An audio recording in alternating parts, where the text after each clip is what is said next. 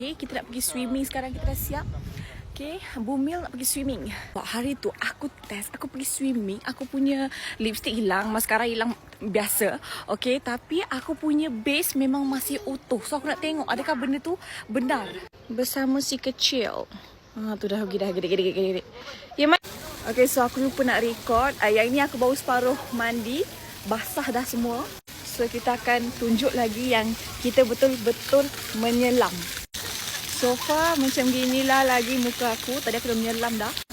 Nah, kita dah masuk dalam air. Okay, so ni aku suruh Abi tolong record. Kita memang swimming betul ya. Sebab kita pun dah lama tak swimming. Jadi kita rindu nak menyelam. So inilah muka aku lepas menyelam swimming. Kau boleh tengok sendiri. Aku pegang dekat dahi tu sebab aku takut aku punya rambut terkeluar tau. Sebenarnya ini banyak kali take dah sebab rambut aku asyik terkeluar aja. Sebab tu aku pegang dekat tudung tu. Tapi you guys can see. Korang boleh tengok lah sendiri muka aku tu. Okay, nampak tak? Dia tak cair kurang. Dia tak cair. Ini kita bagi zoom. Tak ada filter langsung. Nanti korang cakap, ni macam skin Sally. Bukan, this is not my skin. Korang tahu skin aku macam mana. Tidak seperfect ini. Tapi kau tengok sendiri. Menyelam lagi aku. Punya nak tunjuk selam lagi. Aku dah tekat-tekat muka aku ni sebab aku tak suka air dekat mata-mata tu.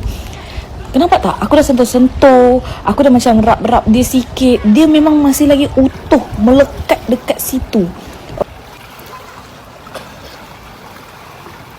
This is me after swimming.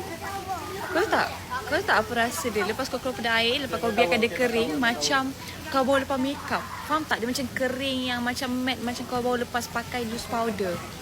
Dia tak rasa macam lembap. Dia tak rasa macam basah-basah. Hilang sikit-sikit biasa, tapi overall